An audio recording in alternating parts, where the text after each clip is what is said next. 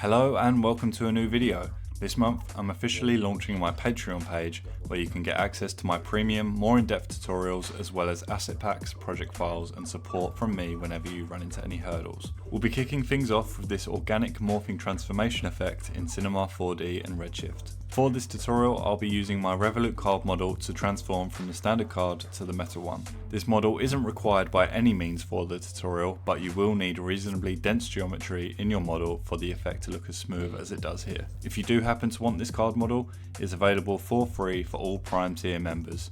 You'll be able to find that in the shop section. On the topic of tiers, for these next 3 months, the price of my Patreon will be 40% off and will be locked at that price for as long as you stay a member, even when the price increases from the 4th month onwards, meaning you'll have access to all of my content at a discount as long as you remain in your tier.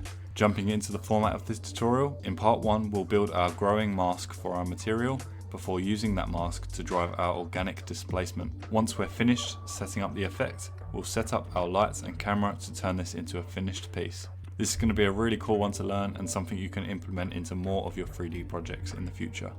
With that said, I hope to see you over on Patreon.